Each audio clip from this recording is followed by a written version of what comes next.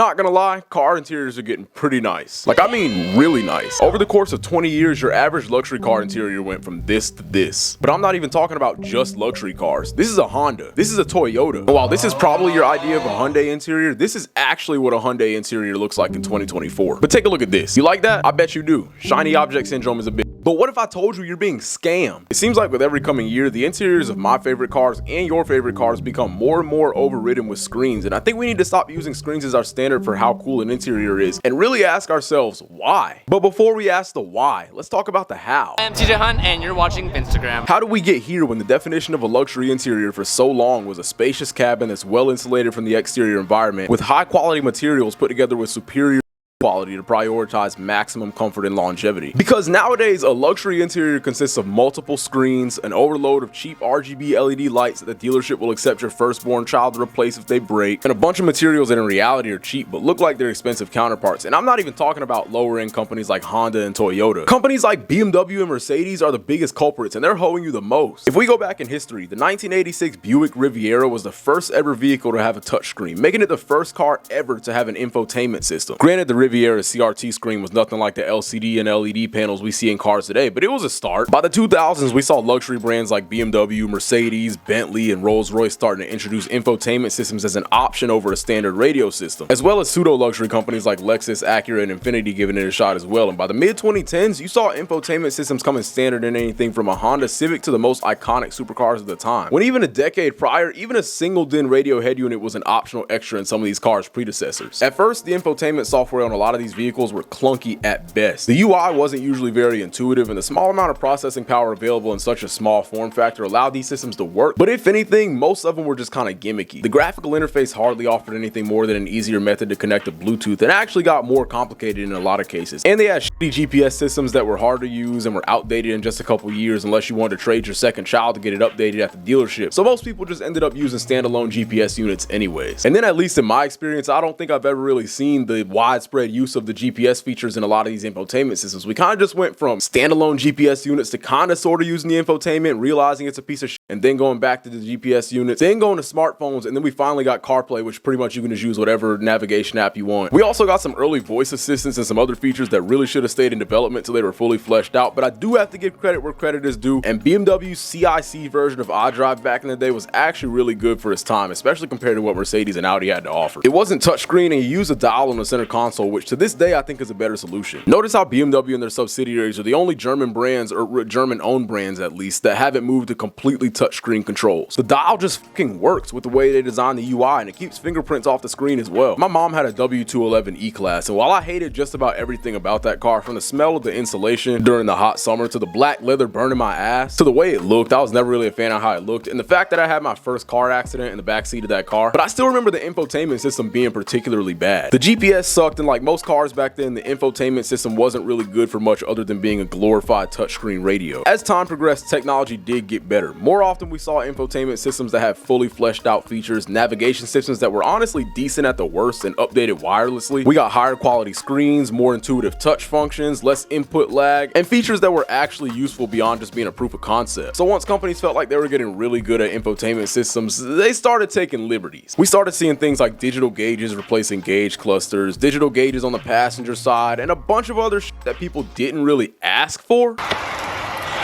Nobody asked. To this day, I've never actually seen someone use their voice assistant other than just to show off the new feature in their new car to their friends. I don't ever remember anyone getting in an Audi or a Lamborghini and going, damn, you know what this could use? Touchscreen AC controls. Wait. You remember the saying, if it ain't broke, don't fix it? Yeah. That. Let's make the new Panamera have digitally controlled air vent slats. And in driving a Porsche Panamera of all vehicles, and Teslas that have the same feature for that matter, I then began to realize that auto manufacturers definitely lost the plot. The definition of luxury had shifted so far that people were less appreciative of the craftsmanship and the attention to detail that results in a seamless driving experience in a Rolls-Royce. And instead, people were putting Tesla on a pedestal. I'm so glad that that narrative is being rushed out the door, because now that actual luxury brands are making EVs because the car has white vegan leather, which is just a marketing term for fake leather, by the way, so they can upsell you on it. And a gigantic iPad is the only user interface to change anything about the car, where you have to look down from the road and go through menus just to fully access the AC controls. Does not mean that a car is luxury. If anything, you were a test dummy who paid more money to beta test dysfunctional technology early under the guise of purchasing a luxury status symbol, when in reality you were driving the Toyota of EVs, except you didn't even get the reliability. Honestly, screens became less of a novelty luxury item and more of an essential part of the driving experience, and while certain manufacturers offered better integration of infotainment systems into the overall interior design than others, they all ended up going to shit. BMW and Mercedes had this whole double hump design going on in the 2000s, and even though I think the infotainment screens belong below or in between the AC vents, this design at least showed that effort was given to integrate these screens into the interior. But then Mercedes came up with the genius idea to just start plopping iPads on the dashboard. Then they decided to double down on that idea and plop 2 iPads on the dashboard. Audi followed suit and put an iPad on the dashboard, but in the RS7 and a few others, at least you could hide it away where it was pretty well disguised in what was actually a pretty good looking interior. Then BMW also decided to design an interior which I actually really like, but they also put an iPad on the dashboard with arguably the best UI of its time. It's like they wanted to put all this technology in the cars, but then why did the centerpiece of the interior look like such an afterthought? As we begin to see more and more technology intrude its way into car interiors, we also got ambient RGB LEDs at the sacrifice of high quality materials and build quality. And I'm not gonna lie, these look cool as f. And I bet you see them as a nice premium feature that makes an interior look more upscale. See, shiny object syndrome is a psychological phenomenon that describes its tendency to be distracted by new and exciting ideas. In this case, I bet those bright ass lights distracted you from that cheap ass black plastic it's shining down on, didn't it? Or that fake ass aluminum that isn't actually solid aluminum, but aluminum foil that does peel up. And by the way, this isn't even a high mileage issue. I drove a 2019 C-Class in 2021 with only 30,000 miles at a dealership that I used to work at. And I damn near caught workers' comp because the relatively thick yet razor thin aluminum foil trim in this new-ish Mercedes had peeled up off the white plastic that it concealed and almost cut me open. Luckily, I felt it poking at me before I actually did any damage, but I guarantee you somebody's hurt themselves in a C-Class because of shitty materials. And it wasn't just peeling off the center console where I almost got cut, but off the steering wheel as well. Not to mention the black staining on the open pore wood trim peeling off and exposing the bright colored wood under it. But hey, at least it is real wood, right? For some reason, Mercedes window control switches are also fragile as hell and will break off if you look at them wrong. Just not a good look, and that's not the only bad experience I've had with 2010's Mercedes build quality. It's crazy how throughout the 2010s, the narrative on social media was that Mercedes was the more luxurious counterpart to BMW and that model for model the Mercedes was nicer. I won't lie, Mercedes did offer an interior design that had a certain air of opulence, even in the C-Class, but there's more that meets the eye, and it was certainly hard to pay attention to it when you were so enamored with your bright purple LED lights. She had the interior looking like the inside of a gaming PC. BMW wasn't innocent either. Despite all the Mercedes interior hype, I still prefer BMW's interior design because it was just more driver focused. It didn't yet have all the crazy LED lights, it wasn't trying to appear as more luxurious than it was just trying to give you a nicely designed interior that was angled at the driver and kept you focused on the road. Also, side note, another gripe I had with like BMW F30 interiors is like after I want to say like 70,000 miles, the like rubber door grabs, they start to get kind of nasty. Like the rubber under there, like mixing with your oils coming off your hands and stuff like that, it gets really gunky, it's disgusting. There is a fix for it, like you can just buy like a plastic replacement instead of like, it's just hard black plastic instead of like the rubber, but like the bone stock underside of the door grab just gets very disgusting. I'm not even gonna lie. See, I wouldn't even be so upset with the big screens and RGB LEDs if they didn't come at the sacrifice of better features and if the screens were actually good. If there was anybody out there who was begging Mercedes to put RGB LEDs in their interiors before they actually did it, please make yourself known because I genuinely do not believe you exist. Nobody asked. As we saw the rise of big infotainment screens placed in inconvenient locations that don't cater to the driving experience, we also saw the decline of analog gauges and analog switches and buttons. AC controls are starting to get replaced by screens, which I think is absolutely retarded. Because while yes, that does mean that more menus can be introduced and more controls can be offered, they really shouldn't have tried to fix something that wasn't broken. In older cars with physical controls, you can find your switches and controls based on what they feel like on your hand without looking down at them after maybe a week of ownership. Therefore, you don't have to be distracted from the road while adjusting settings. Now, if it's a flat screen with no physical feedback to tell you where your hand is or what you're pressing on, you either have to look away from the road to be as precise as possible or hit the wrong setting and become even more distracted. This is why I have such a huge gripe with every Tesla that isn't a Model X or a Model S. Because you don't even have your speedometer directly in front of you. Everything is controlled and monitored through one screen that's bigger than some people's TVs from back when the first Tesla came out. But if you want full access to your AC controls, you gotta go through a menu. If you want to see the map, you gotta go back out of that menu. If you want full access to your music, you gotta go into another menu. Okay, that's actually pretty standard, even in CarPlay. And why doesn't every single car manufacturer use CarPlay and Android Auto strictly? Because most manufacturers still can't make an infotainment UI for shit. Like, damn, is it really that hard? No way a smartphone company did a better job and they don't even make a car. All the manufacturers should have just contracted out Apple a long time ago, like before CarPlay was even a thing. Car should just be where you hop in and CarPlay or Android Auto automatically opens up. If you don't have a smartphone, that's just tough. Like, I hate to sound like a screen junkie, but it's 2025. My 80-year-old grandpa has a smartphone. Remember how the title said manufacturers are scamming you? Yeah, I promise it's not clickbait. Cars' interiors went from functional spaces meant to cater to the driving experience to looking like a Best Buy TV demo wall. Like, why does any car have a passenger display other than just to say it does, just to flex? I do not need my passenger over there touching shit, fucking with the music and the volume and shit. Then Ferraris allow you to get a passenger speedo and tachometer. If I ever get the opportunity to spec a Ferrari, I'm definitely not getting that. Because if I'm riding with somebody like my mom, I don't need her talking about, oh, I'm going 10 miles per hour over. Like, just don't touch shit. Just shut up and ride. I'm sorry, Mom. I know I shouldn't be speaking like that. Hey, matter of fact, I'll just go get the belt. I know I deserve it. But these screens aren't in here because the manufacturer thinks it's a better option. If they had quality in mind when they were making these decisions, they would give you screens that are actually good. How does a $2,000 laptop I'm editing this video on have a better screen than most $200,000 cars? If you're gonna make the entire user interface touchscreen, I need something with lightning fast response that's very color accurate with an extremely high refresh rate to keep up with all the performance data. But in reality, most car screens in your favorite cars are actually pretty laggy, and the colors as well as the viewing angle aren't the best. And I guess the viewing angle on a digital display that's being used as a gauge cluster doesn't need to be the best because there's only going to be one angle that you're ever looking at it from. But that's like saying Rolls Royces shouldn't have leather headliners because why are you even touching the ceiling? The same can be said of infotainment screens, but especially gauge clusters, because there shouldn't be any noticeable latency issues, but in a lot of cars there are. The fastest rate of acceleration that can be experienced in most cars is from 0 to 60 miles an hour. Normally analog gauges keep up with this quite well within a margin of error of a single digit percentage, usually displaying a liberal estimate as a safeguard because it's illegal for a manufacturer to display a lower speed than reality. But because of its analog nature, it can't just digitally jump from one speed to another. It has to physically move through the space to the next number, and the motors required to move the needle are capable of moving far faster than any car can accelerate, so there's never any issue with latency. However, with a screen, you need a certain refresh rate to be able to give an accurate readout to the nearest whole number, and it needs to be high enough to keep up with that 0 to 60 acceleration, and really 0 to 130. So let's take a really fast 0 to 60 time and assume a car goes from 0 to 60 in 2 seconds. That means that on average, a digital speedo would have to display 30 individual speeds per second. Maybe more in the first second, maybe more in the second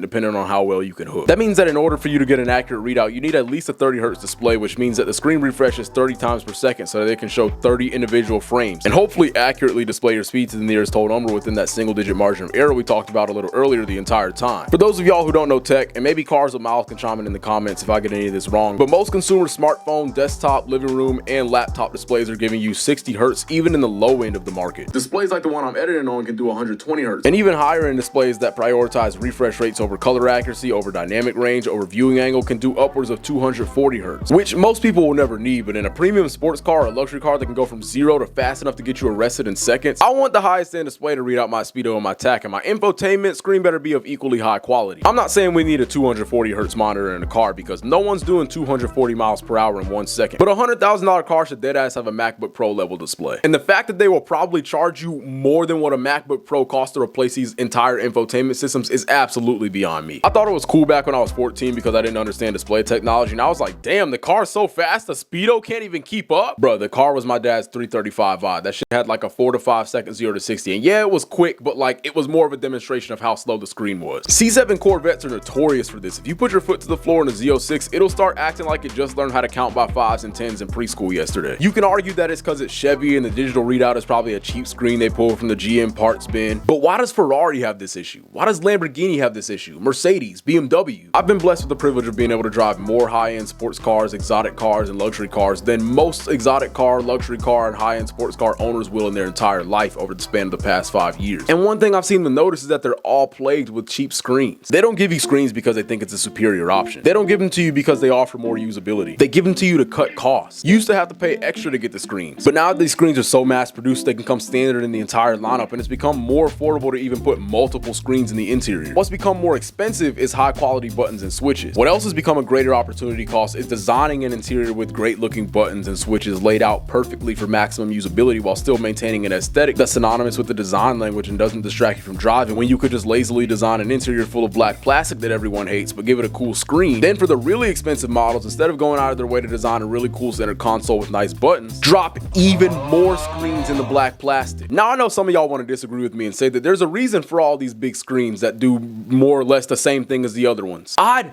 Hope so. If anyone works in the automotive industry and understands the reason behind putting all these screens and everything, please tell me a good reason. I hope there's a good reason for it. Also, are ambient lights and the excessive use of gigantic screens in the absence of a great dashboard design and quality buttons and switches really a luxury feature if these can be found in cars that aren't even considered luxury by any sense of the word? And in that case, is adding a second screen, a third screen, a fourth screen making a car more luxurious, or is it filling it with more gimmicks? This is part of the reason why companies like Acura and Lexus have really caught up to BMW and Mercedes, because BMW and Mercedes haven't been focusing on material and build quality, in my opinion. They've been focusing on making 8K screens pop out the ceiling in the back seat, focusing on putting curved 4K monitors in the dashboard. Great build quality and quality materials are expensive and hard to come by, whereas RGB LEDs and gigantic screens are cheap and abundant. It's especially evident when you look at the high-end market. Pagani still uses analog gauges, Bugatti has a digital readout but also has an analog speedo and tachometer. Or better yet, look at the Mercedes SL. RGB lights everywhere, big ass infotainment screen that replaces the audio controls, replaces the AC dials and switches, replaces the seat functions, all that. Now look at the Aston Martin Vantage. Same engine, same infotainment software, but with a different skin on the UI, same electronics, all in a car that serves a very similar purpose but at a higher level. Notice how it's still a great interior with a pretty sizable screen that's below the air vents and not sitting on top of the dash. It has physical dual climate controls, physical fan controls, physical volume controls, physical exhaust suspension, traction and seat controls, and it even has an actual shift knob with a button that puts it into manual mode, and it's all well designed within the interior that surrounds it. And notice how if you remove the screen in the SL or cut the size in half, there's so much more surface area that has to be accounted for and carefully designed in a cohesive way that matches the rest of the interior. And I'm no designer, certainly not an engineer, but tell me if I'm wrong in saying that drawing a big rectangle within an otherwise liminal space is easier than doing what Aston Martin did with that kind of space and still having to design an infotainment UI. Aston Martin is honestly one of the only companies left where all of their interiors feel like they were intentionally designed, where nothing was an afterthought. And while I haven't been in a new Vantage yet to confirm the quality, if it's anything like the V12 Vantage I've been in or the DBX 707 I shot last year, hit me up for your photography needs. Portfolio link in the description. I'm fully confident that all these buttons and switches will feel incredible. It's honestly a shame that these cars depreciate so hard and that the company is losing money so fast, because even though they have a digital gauge cluster, Aston and maybe Rolls-Royce, maybe Porsche, but not really anymore, they're the final bastions of actual good interior design that's just well thought out. Every other company just seems to be feeding everyone cheap novelties in the form of screens and RGB LED lights, then marketing it as luxury in the absence of good interior design. And it doesn't seem like everybody's drinking the Kool-Aid. It seems like they're slurping that shit up off the floor.